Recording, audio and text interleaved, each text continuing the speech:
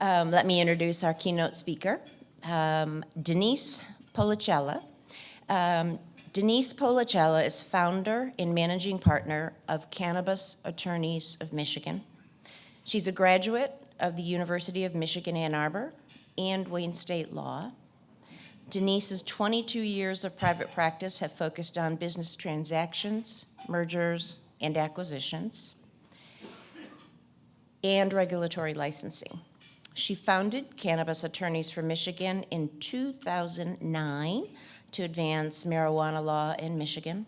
So it tells you she believed in it early on and got in there and made it happen.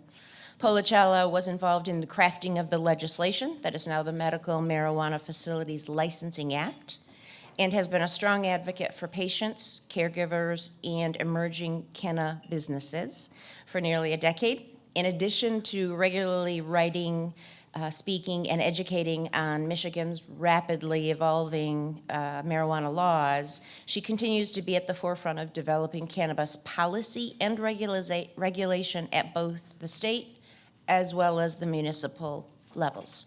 So without any further delay, please meet Denise Pollicella.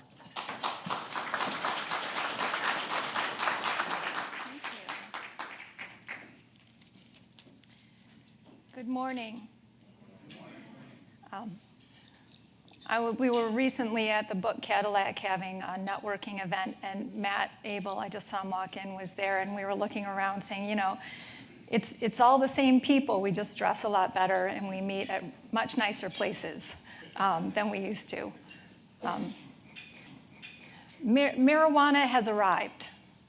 It's arrived. It used to be relegated to bad movies with losers and potheads in search of, you know, munchies. But now, today, it's actually serious business.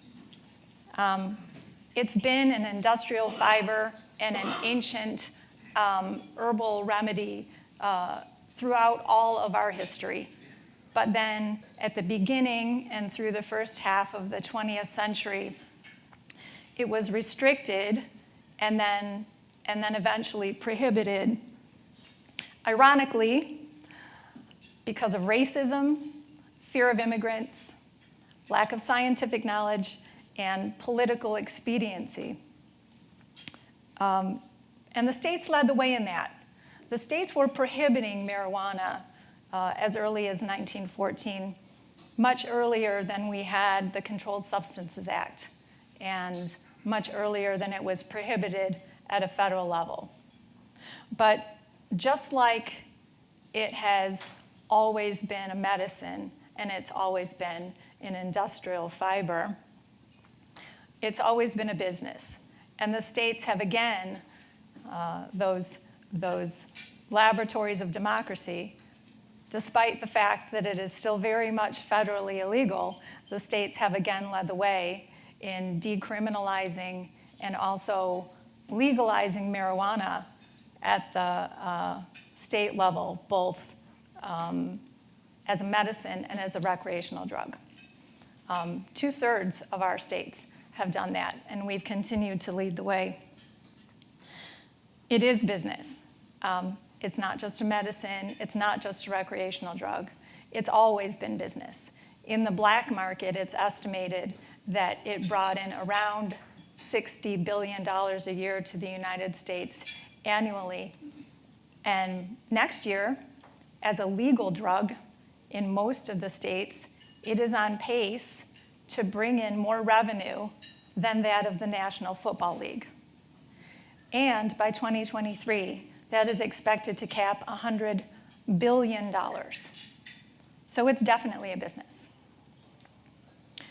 I worked to get the Medical Marijuana Facilities Licensing Act passed because, like a lot of people who believe in marijuana and the fact that it can be used as a medicine, it has always been my firm belief that criminalizing something simply gives our society an excuse to ignore it and to vilify it.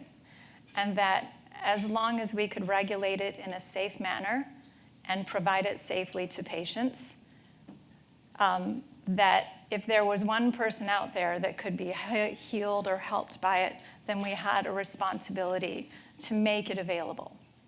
And I'm very pleased that so many of us who worked so hard have finally been able to realize seeing it in a more regulated, licensed, legal market. Michigan in 2008, as you know, passed the Medical Marijuana Act that allowed patients and caregivers to privately grow and use marijuana. Then in 2016, of course, we had the Medical Marijuana Facilities Licensing Act that made this a commercial, regulated, licensed business. It took 8 years, and in the interim, as you may have noticed, and I'm not sure if this was accidental or not, but there was quite the recession that we had in 2009, and even though it wasn't legally formally recognized as a business in Michigan, many people saw the economic opportunity and the benefit, partly because we had such a hard time in our state after that recession. People lost their jobs and their homes and needed supplemental income. They lost their health insurance. And they started making this a business early on before anybody let them. And then in 2018, last year, again by ballot initiative, we decided to legally recognize marijuana as a recreational adult use drug. And on Friday, this Friday, the state will start taking applications for commercial, regulated, licensed adult recreational facilities who are expected to be licensed fairly soon, but as you heard earlier, there's a bit of a supply shortage in Michigan right now. So it's a good time to be talking about it. So whether you supported the legalization of marijuana in Michigan or not, whether you were part of that majority or not, marijuana is definitely indeed here, and it is indeed a business. So what does this mean for our state? What does this mean for Michigan? What does this mean for our economy? And what does this mean specifically for your business and for our opportunity here? Well, in Michigan generally, it means that we have a medicine who a lot of people use as a supplement or sometimes as a primary medicine in a lot of areas of Michigan that are underserved by more formal hospital systems. A lot of rural places in Michigan have seen hospitals close, and they don't have access to the medical care that they need. And we get to see that now across the state. What else does it mean? It means that we get to study it a little bit more. Even though it's still federally illegal, the federal government has been allowing increasing studies. Even though it is a Schedule I controlled drug, on the Controlled Substances Act, there is one legal use for it federally, and that is having an FDA-approved study, a clinical trial. And they have agreed to start increasing the funding and also the access to those trials. And inside Michigan, it means that we get to see anecdotally what the results of a larger population of using marijuana are. We also get to study its effects. Whether those are good or bad, we get to study more of its effects, both in our universities and on the roads. We're starting a second year of beta testing for roadside saliva testing for marijuana and other controlled substances. And we'll see how that goes. I believe that just started.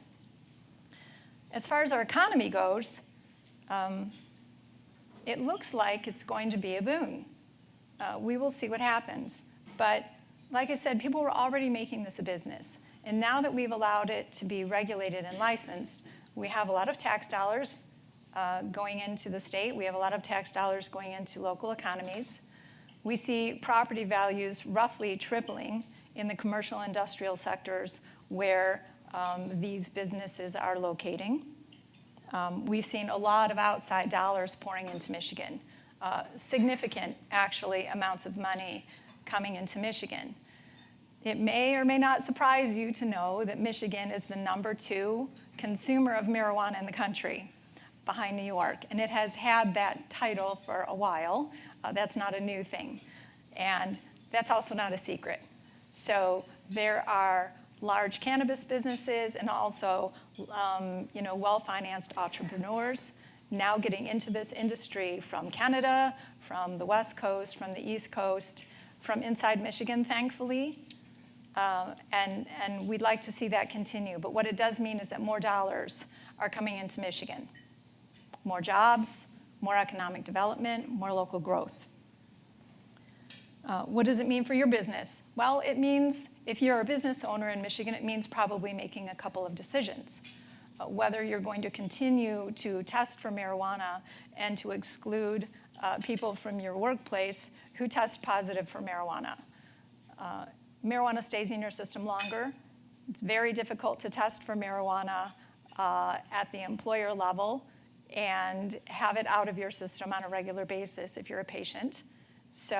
Or a recreational user. So it's going to be very, very difficult to continue to exclude people from your workforce who use marijuana on the weekends. Unlike alcohol, it doesn't just leave your body. So it would be akin to testing people for alcohol use in the last 2 or 3 weeks, and if they have a positive result, excluding them from your place of business. So it would greatly limit our workforce if we allow that to happen. So that's one decision that you need to make as an employer. Another decision you may need to make as a business owner is what more recreational marijuana use may do to your insurance policies. That's something that is going to be seen, is something that we're going to have to deal with in the future as far as what that means for the health of your workers. Does it bring it up? Does it allow more people to work? Yes, potentially. Does it potentially have negative effects for overuse? Potentially. And you'll have to see what that does for your workplace and for your insurance. There's no question that there's going to be tax revenue and hopefully more people who are healthier who can work. But other than that, there won't really be too many changes. Legally as an employer, marijuana is not a civil right. Okay, so nobody has a right to use marijuana on your property as a business owner. They don't have a right to use marijuana at the workplace. So not a lot of the workplace rules probably will change. There's not a lot that employers need to do to adjust for this other than be aware of the fact that it's going to be used more recreationally. And then what about opportunity? We've already seen, I think, a lot of the effects of opportunity. I can tell you personally, as a small business owner, I started my solo practice in 2008, and expressly because of this industry, I now employ 13 people. I have 3 partners. I've created jobs in Livingston County where my office is located. I've created economy. I support now 13 people, which is amazing to me. I never thought that I would be anything but a solo practitioner. That was that was my expectation, that I would just be solo for a while. And expressly because of this industry, I've now created jobs. That feels, other than having a lot of pressure on me all the time, it feels fantastic to be able to say that I actually created jobs. And I'm just a tier 1 business. The fact that we have the ability to not only create first-level licensed businesses in Michigan, but all of the tangential businesses that are supporting of this industry is incredibly exciting. Ask Home Depot. Ask any of the businesses who have been able to increase their revenue because of this industry. It means more hiring. And I'm very excited about Michigan because we've done something that a lot of states haven't done. We do not limit the number of licenses that our state issues at the state level. I was just speaking to somebody before I got up here, and they said there are only a few dispensaries in New York. And I can tell you, in Pennsylvania, they limited it to 10, and in Illinois, it's like 50 or something like that. And a lot of those, while I understand why the states did it, are really legislative monopolies at the state level. I am super proud of Michigan for not doing that, for not making this a state-level monopoly. We have truly created the potential for widespread, statewide, local economic growth. As far as the Medical Marijuana Act is concerned, the Facilities Licensing Act is concerned, that requires municipalities to buy into this. And some have. We have about 120, 130 maybe municipalities out of our nearly 1,800 that had opted into the Medical Marijuana Facilities Licensing Act, which allows businesses to locate there. The Medical Marijuana, the Rec Adult Use Act, which is MRTMA, Michigan Regulatory Taxation of Marijuana Act, that's the Rec Adult Use Act. That doesn't require an opt-in, but many municipalities have opted out. So one of the things that this industry really needs to start doing in Michigan is not only continuing to make the argument to municipalities that, look, if you allow marijuana businesses to locate in your municipality, that doesn't mean we're bringing marijuana in. It's always been there. It's always been there, okay? We just want to bring it into a regulated, licensed, safe format so that folks in your communities can access the medicine that they need or the recreational adult drug that they would like to use as adults in their homes. So the municipalities need to start buying in more, and we need to start making those arguments as business owners and business leaders in those communities so that we can see what this state can really do, and we can see the opportunities that we can really find from this industry, both for the patients in Michigan, for the recreational adult users in Michigan, but particularly for the economic growth and the businesses of Michigan. And, marijuana, we'll have to see. We'll have to see what the state decides to do with this. I think we now have, other than some of the challenges which we're still exploring, a lack of banking and a lack of institutional support that a normal business would see, we're going to have to see when those come in. We'll see if the Safe Banking Act passes at the federal level. But we'll have to see where it goes. We'll have to see if the municipalities in Michigan and if the businesses in Michigan and if the business leaders in Michigan start buying into this like they've started to. I mean, look around. Look where we are. This is fantastic. So, marijuana in all of its forms and with its challenges and with its opportunities has arrived. Thank you.